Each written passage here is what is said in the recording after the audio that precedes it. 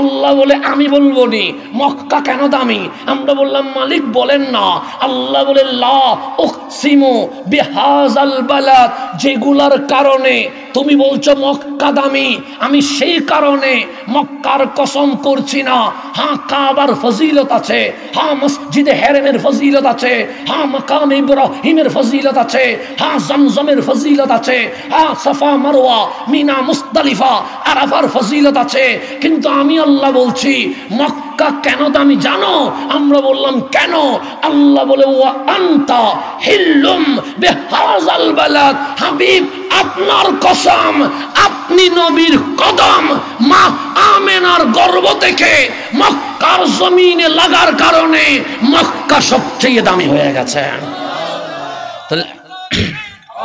জন্য আমরা সূর্যের জন্য নয়, চাঁদ আমাদের জন্য, আমরা চাঁদের জন্য নয়, তারকা আমাদের জন্য, আমরা তারকার জন্য নয়, আসমান ও জমিন আমাদের জন্য, আমরা আসমান জমিনের জন্য নয়, সমুদ্র পাহাড় পর্বত গাছ গাছালি সব আমাদের জন্য, আমরা ওদের জন্য নয়। তা আল্লাহ বলে সব কিছু আমার বান্দার জন্য। সেই জন্য আসমানের হিসাব হবে না, জমিনের হিসাব হবে না, সূর্যের হিসাব হবে না, চাঁদের হিসাব হবে না, গাছের হিসাব হবে না, সমুদ্রের হিসাব হবে না। কিন্তু আমার আল্লাহ ডাক দিয়ে বলছে বান্দা, এই সূর্য থেকে শুরু করে সমুদ্রের তলদেশ পর্যন্ত যা বানিয়েছি আমি আল্লাহ সব আমার বান্দার জন্য বানিয়েছি। কিন্তু আমার বান্দারে আমি কারো জন্য বানাই নাই, আমার বান্দারে আমি আল্লাহ একমাত্র আমার জন্য বানিয়ে দিয়েছে। তাহলে আমাদেরকে আল্লাহ কার জন্য বানিয়েছে? আল্লাহর জন্য। সেজন্য আমাদের হিসাব আছে, আমাদের জান্নাত আছে, আমাদের জাহান্নাম আছে, আমাদের নামাজ আছে, আমাদের রোজা আছে, আমাদের হজ আছে, আমাদের যাকাত আছে, আমাদের মাহফিল আছে। কেন? আল্লাহ বলে আমি তোমাকে আমার জন্য বানিয়েছি। যেমন এই সিলেটে অনেক সুন্দর সুন্দর জিনিস আছে না? নাই আছে। আমরা চট্টগ্রামের মানুষ মাঝে মাঝে চা বাগান দেখতে আসি। কেন? দেখতে সুন্দর লাগে। মাঝে মাঝে জাফলংয়ে যায়। কেন? জাফলং দেখতে সুন্দর লাগে। মাঝে মাঝে সুনামগঞ্জের ওই সমুদ্রের মধ্যে হাওর দেখতে বড় সুন্দর লাগে। সিলেটে অনেক সুন্দর জিনিস আছে না? নাই। আমরা ফ্রি হইলে ওখানে আসি। কেন? সৌন্দর্য দেখলে ভালো লাগে। আল্লাহ জিজ্ঞেস করছে বান্দা তুই কই? আমি বলি মালিক আমি চা বাগানে। তুই চা বাগানে কি করিস? আমি বলি মালিক সুন্দর লাগে। তুই কোথায়? আমি বললাম মালিক আমি জাফলংয়ে। জাফলংয়ে কি করিস? আমি বললাম মালিক সুন্দর লাগে। তুই কোথায়? আমি বললাম সুনামগঞ্জের হাওরে। কেন? আমার বড় সুন্দর লাগে। আল্লাহ বলে তোমরা কই? কেউ বলে কক্সবাজার, কেউ বলে সেন্ট মার্টিনে, কেউ বলে রাঙ্গামাটি, কেউ বলে বান্দরবন, কেউ বলে নেপাল, কেউ বলে হিমালয়, কেউ বলে নীলনদ, কেউ বলে পিরামিড। আল্লাহ বলে ওখানে কি? আমরা বললাম মালিক সুন্দর যেখানে বান্দা সেখানে। তা আমার আল্লাহ বলে এই জাফলং, এই চা বাগান, এই কক্সবাজার, এই সেন্ট মার্টিন, এই রাঙ্গামাটি এগুলো কে সাজিয়েছে? আমরা বলি মালিকুস সামাওয়াতি ওয়াল আরদ, আসমান জমিনের মালিক সাজিয়েছে। তা আল্লাহ জিজ্ঞেস করে বান্দা নামাজ পড়িসনি? আমরা বললাম পড়ি। কিসের জন্য? মালিক তোমারে ভালোবেসে। মাহফিলে আসছস? আমরা বলি হ্যাঁ। আল্লাহ বলে কেন? আমরা বলি মালিক তোমারে ভালোবেসে। রোজা রাখিস? আমরা বললাম হ্যাঁ। কেন? আমরা বলি মালিক তোমারে ভালোবেসে। তুই হজ যাকাত এগুলো আদায় করিস? আমরা বললাম হ্যাঁ। কেন? মালিক তোমারে ভালোবেসে। আল্লাহ বলে আমি কোথায় জানিস? আমরা বললাম মালিক জানি না। আল্লাহ বলে আমারে দেখতে ইচ্ছে করে না? আমরা বললাম অবশ্যই। সেই জন্য নামাজে যখন দাঁড়ায় তখন মন বলে আমার মালিক কই। মাহফিলে যখন বসি তখন মন বলে আমার মালিক কই। 12 ঘন্টা রোজা রাখার পর যখন আমার খিদা লাগে তখন আমার চোখ বন্ধ করে বলি মালিক তোমার জন্য রোজা রেখেছি, তুমি কই? তো আল্লাহ কোথায় এটা আমাদের জানতে ইচ্ছে করে কি করে না? এখন বলেন আমরা নামাজ পড়ি কি পড়ি না? নামাজে কি আল্লাহ দেখছেন? দেখেন নাই। মাহফিলে আসছেন কার জন্য? আল্লাহর জন্য। মাহফিলে কি আল্লাহ দেখছেন নি? দেখেন নাই। মাহে রমজানে 1 মাস 30 দিন রোজা রাখবেন কার জন্য? আল্লাহর জন্য। রমজানে কি আল্লাহ দেখা যায়নি? তা আপনিও দেখেন নাই, আমিও দেখলাম না। মসজিদে এসে বললাম আল্লাহু আকবার, আল্লাহ দেখি নাই। রুকুতে গিয়ে বললাম ওর সুবহান রাব্বিয়াল আযীম, আল্লাহ দেখি নাই। সিজদায় গিয়ে বললাম সুবহান রাব্বিয়াল আলা, আল্লাহ দেখি নাই। তাহিয়াতে বসে বললাম আত্তাহিয়াতু লিল্লাহ, আল্লাহ দেখি নাই। এখন আমার মনের প্রশ্ন আমার মালিক কই? আপনার মনের প্রশ্ন আমার মালিক কই, তা আল্লাহ বান্দা আল্লাহ কই এই প্রশ্ন করবে আমার আল্লাহ জানে কি জানে না? জানে তো। তা আমরা আল্লাহর পরিচয় পাইছি কার থেকে? আসমান থেকে তো পাই নাই, জিবরিল থেকে তো পাই নাই, গাছ থেকে তো পাই নাই, সমুদ্র থেকে তো পাই নাই। আল্লাহ বলে কল, হাবিব আপনি বলেন হু আল্লাহু আহাদ, তিনি আল্লাহ এক। তা আল্লাহ এক এই পরিচয় আমরা কারো থেকে পাই নাই, একমাত্র আমার কামলিওয়ালা রসুল থেকে পেয়ে গেছে। কথা ঠিক নেই? রসুল নাই আমরা কালিমার দাওয়াত পাই নাই, রসুল নাই আমরা কোরআন পাই নাই, রসুল নাই আমরা আজান একামত মসজিদ এগুলো পাই নাই। তাই আমার রসুল বলেছে লা ইলাহা ইল্লাল্লাহ, আমরা বললাম লা ইলাহা ইল্লাল্লাহ। আমার রসুল বলে এটা কোরআন, আমরা বললাম এটা কোরআন। সেই জন্য আপনার জন্ম খালি হাতে, আমার জন্ম খালি হাতে, সভাপতি মহোদয়ের জন্ম খালি হাতে, রাষ্ট্রপতির জন্ম খালি হাতে, পৃথিবীতে সবাই আসে খালি হাতে আবার চলে যায় খালি হাতে। কিন্তু আমার আল্লাহ বলে দুনিয়ায় একজন আছে যিনি খালি হাতে আসে নাই। মাওলা তিনি কে? আল্লাহ বলে ওয়াল্লাযী জাআ বিসিদকে, তিনি তোমার নবী রাহমাতুল্লিল আলামিন, যিনি খালি হাতে আসে নাই। লৌহে মাহফুজের কোরআন হাতে ধরে মা আমেনার ঘরে এই জমিনে চলে এসেছে। তাহলে আমার জন্ম খালি হাতে, আপনার জন্ম খালি হাতে, কিন্তু আমার নবীর জন্ম খালি হাতে নয়। আল্লাহ বলে ওয়াল্লাযী জাআ বিসিদকে, কামলিওয়ালা রসুল এসেছে সত্য নিয়ে, সত্যের নাম কোরআন নিয়ে। এখন বলেন নবী দামি না অদামি? দামি। কোরআন দামি না অদামি? আমার বিপ্লবী সাহেব হুজুর যখন বলছিলেন যে মানুষ কম হয়েছে, উনি আফসোস করছে, তখন আমি মনে মনে ভাবছি আমি হাসান আজহারির জন্য স্টেজ তো আছে, মাইক তো আছে, লাইট তো আছে, লিফলেট তো আছে, কিছু মানুষ তো আছে, কিন্তু সবচেয়ে সেরা বক্তা সৃষ্টিকুলে যিনি সবচেয়ে সেরা, ওই দয়াল নবী যখন জমিনে এসে গেছে, ডানে বামে সামনে পিছনে আমার নবীর মাহফিলে কেউ নাই। কথা ঠিক না? নবীর চেয়ে দামি কেউ আছে? আপনি আমি নবীর মতো হইতে পারবো? না না না। যিনি আসলে সময় দামি হয়ে যায়, যিনি আসলে দিন দামি হয়ে যায়, যিনি দৌড়লে জিনিস দামি হয়ে যায়, যিনি দেখলে যারে হাসি মুখে দেখেছে উনি সাধারণ নাই, উনি সাহাবী হইয়া জান্নাতি হয়ে যায়। ওনার দেখা দাম আছে না নাই? ওনার ধরা দাম আছে না নাই? ওনার জবানে বলা দাম আছে না নাই? ওনার পরিহিত পোশাক দাম আছে না নাই? ওনার এই যে কদম কদম যেখানে লেগে যায় এটারও দাম আছে না নাই? আছে। এখন একটু গভীরভাবে খেয়াল করবেন, আমি বিষয়ে আছি, আপনার একটু ডানে বামে নিয়ে আবার মূল জায়গায় চলে আসবো। একটু গভীরভাবে খেয়াল করবেন। মক্কা দামি না অদামি? বেশি না কম? আপনি বাংলাদেশে ভালোবাসেন নি? অবশ্যই ভালোবাসবেন, কারণ এটা আমার জন্মভূমি। হব্বুল ওয়াতানে মিনাল ইমান, দেশপ্রেম ইমানের অংশ।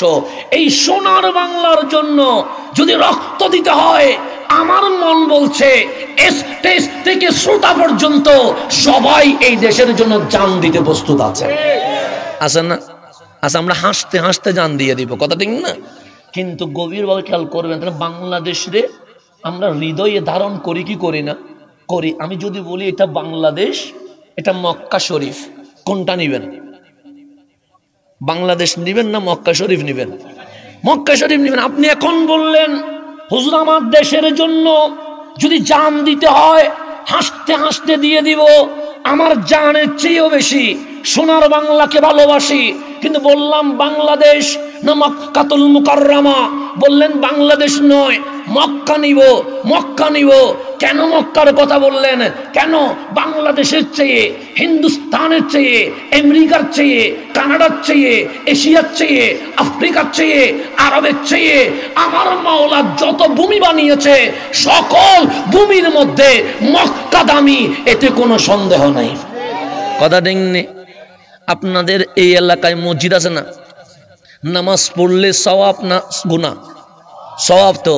তো আপনাদের মসজিদে এক রাকাত নামাজ পড়লে যে সওয়াব পাওয়া যাবে, আমার রসুল বলে মক্কার হেরেমে এক রাকাত নামাজ পড়লে তোমার বাড়ির মসজিদের চেয়ে এক রাকাতে 1 লক্ষ গুণ সওয়াব বেশি পেয়ে যাবে। তাহলে মক্কার জমিন দামি না অদামি? এখন আমি যদি জিজ্ঞেস করি বন্ধু আমার, মক্কা কেন দামি? আপনি বলবেন বাইতুল্লাহ, খানায়ে কাবা, কেবলা আছে। আপনি বলবেন মসজিদে হেরেম আছে। আপনি বলবেন হাজরে আসওয়াদ আছে। আপনি বলবেন মাকাম ইব্রাহিম আছে। আপনি বলবেন জমজম আছে। আপনি বলবেন সাফা মারওয়া আছে। আপনি বলবেন আরাফা আছে। আপনি বলবেন মিনা মুজদালিফা আছে। কথা ঠিক না? কারণ আমার বাংলাদেশে কি আরাফা আছে না? এখানে দোয়া করলে কবুল হইতেও পারে, আবার নাও হইতে পারে। কথা ঠিক না? আমি কি গ্যারান্টি দিতে পারবো? আপনি যদি আমার হুজুর আমার জান্নাত দিয়ে দেন, জান্নাত কি আমার বাপের নি ভাই? আমি নিজে জান্নাতে যাব কিনা আমি জানি না। আমি কি আপনারা জান্নাত দিতে পারবো? না না, অসুবিধা।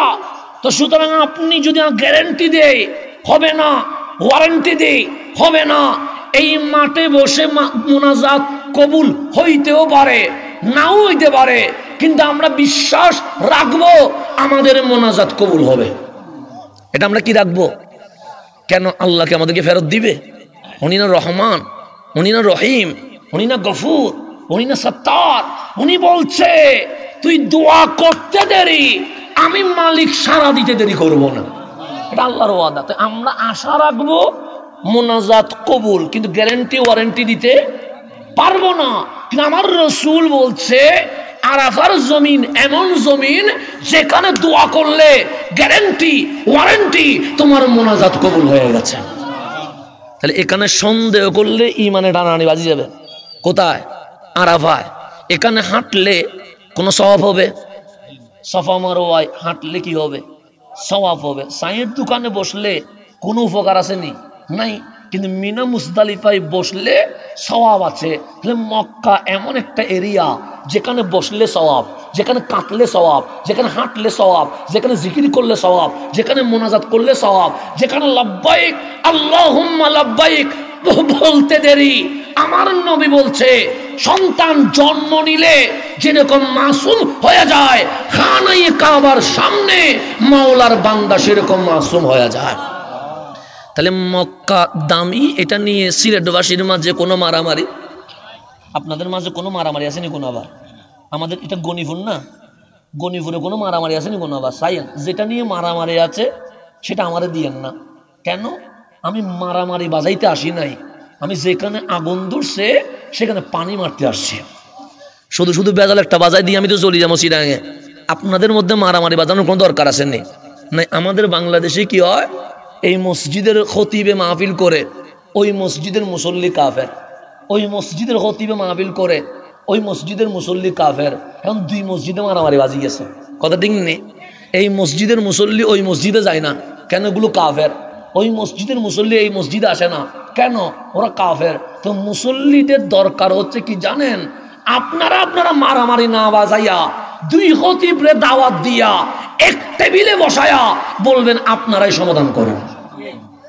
এখন পাবলিকে মারামারি করে, আপনারা কেন মারামারি করবেন? আপনারা তো কিছুই জানেন না, বাজাই দিচ্ছি তো আমি। তো আপনার উচিত কি, আমারে ধরবেন, ওনারাও ধরবেন, দুইজনের বসাবেন, ভালো করে মেহমানদারি করবেন। খাওয়ানোর পরে কোরআন শরীফ, বুখারী শরীফ, মুসলিম শরীফ, সিয়াসিত্তা সব দিয়া বলবেন ইসলাম কারো বাবার নয়, ইসলাম দিয়েছে আল্লাহকে, আল্লাহ মানতে হবে রাসূলুল্লাহকে। আসেন বসেন, দলিল দেখান, দলিল যেদিকে যাবে আমরা সেদিকে চলে যাব। আর মারামারি বাজবে না। এখন এই মুসল্লি ওই মুসল্লিরে দেখতে পারে না, এই মুসল্লি ওই মুসল্লিরে দেখতে পারে না। ওরে দেখি বলে ও কাফের, ওরে দেখি ও বলে কাফের। আল্লাহর জান্নাত কি এত শুরু হয়ে গেছে নি? তো সবাইরে বাড়ি করে দিলে কেমন হবে? কিছু ঢুকান না। আল্লাহ তো জান্নাত থেকে সবাইরে বাড়ি করবে না। জান্নাত কয়টা? 8টা। এগুলো কি খালি রাখবে নি? এগুলো ভরবে না। তো শুধু বাইর করলে চলবে নি, বিটুল ঢুকাইতে হবে। এখন আমরা দরজাও বন্ধ করে দিয়েছি, জানালাও বন্ধ করে দিয়েছি, শুধু বের করতে আসি, ভেতরে ঢুকানোর কোনো চিন্তা ভাবনা নাই। সেই জন্য আমাদের উচিত হবে মারামারি হানাহানি বাদ দিয়া ইসলামের দলিল আছে, দলিল যেদিকে যাবে আমরা সেদিকে চলে যাব। আর কোনো জামিল আছে নাই। আপনি আমারও কাফের কইয়েন না, আমি আপনারে কাফের বলার কোনো দরকার নাই। কোরআন সুন্নাহ আছে, দলিল যেদিকে যাবে আমরা সেদিকে চলে যাব। এখন গভীর মনোযোগ। মক্কা দামি, এতে কোনো সন্দেহ আছে? তা আল্লাহ বলছে বান্দা কি নিয়ে আলোচনা হচ্ছে? আমরা বললাম মালিক মক্কা নিয়ে। আল্লাহ বলে শুধু মক্কা বলিস না, মক্কাতুল মুকাররমা বল। আল্লাহ বলে মক্কা দামি। আমরা বললাম মওলা মক্কা আমরাও বলি দামি। আল্লাহর কথা বান্দার কথা মিলে গেছে। তা আল্লাহ বলে তোরা কেন বলিস মক্কা দামি? আমরা বলি কাবা আছে, মসজিদে হেরেম আছে, জমজম আছে, হাজরে আসওয়াদ আছে, মাকাম ইব্রাহিম আছে, সাফা মারওয়া আছে, মিনা মুজদালিফা আছে, আরাফা আছে। আল্লাহ বলে আমি বলবো নি মক্কা কেন দামি? আমরা বললাম মালিক বলেন না। আল্লাহ বলে লা উকসিমু বিহাযাল বালাদ, যেগুলার কারণে তুমি বলছো মক্কা দামি, আমি সেই কারণে মক্কার কসম করছি না। হ্যাঁ কাবার ফজিলত আছে, হ্যাঁ মসজিদে হেরেমের ফজিলত আছে, হ্যাঁ মাকাম ইব্রাহিমের ফজিলত আছে, হ্যাঁ জমজমের ফজিলত আছে, হ্যাঁ সাফা মারওয়া মিনা মুজদালিফা আরাফার ফজিলত আছে। কিন্তু আমি আল্লাহ বলছি মক্কা কেন দামি জানো? আমরা বললাম কেন? আল্লাহ বলে ওয়া আনতা হিল্লুম বিহাযাল বালাদ, হাবিব আপনার কসম, আপনি নবীর কদম মা আমেনার গর্ভ থেকে মক্কার জমিনে লাগার কারণে মক্কা সবচেয়ে দামি হয়ে গেছে। তাহলে আল্লাহু আকবার, আল্লাহু আকবার, ইয়া রাসূলুল্লাহ, জিন্দাবাদ। এখন আসেন গভীর মনোযোগ। আমার নবীর কথাও দামি, আমার নবীর দেখাও দামি, আমার নবীর ধরাও দামি, আমার নবীর কদমও দামি। সেই জন্য রসুলের পিঠ যেখানে লাগে সেটা দামি হয়ে যায়। যেমন আমার ঘর আছে না নাই? আপনার ঘর আছে না নাই? আছে। এমপির ঘরও আছে, রাষ্ট্রপতির ঘরও আছে। অনেকের ঘর টিনের, অনেকের ঘর বিল্ডিং এর, অনেকের ঘর বাংলোর, এরকম আছে না নাই? কোরআন কোলেন আমার ঘরের কথা কোরআন বলে নাই, আপনার ঘরের কথা কোরআন বলে নাই, প্রধানমন্ত্রীর গণভবনের কথা কোরআন বলে নাই, রাষ্ট্রপতির বাংলোর কথা কোরআন বলে নাই, আমেরিকা কানাডার প্রেসিডেন্টের বাসভবনের কথা কোরআন বলে নাই। 114 সূরার মাঝে একটা সূরা আছে, নাম তার সূরাতুল হুজরাত। হুজরাত মানে কক্ষ, হুজরাত মানে রুম, হুজরাত মানে ঘর, হুজরাত মানে বাংলো। মাওলা এটা কার ঘর? আল্লাহ বলে দুনিয়ার রাষ্ট্রপতির না, প্রধানমন্ত্রীর না, এমপির না, অন্য কারো না, তো কার ঘর?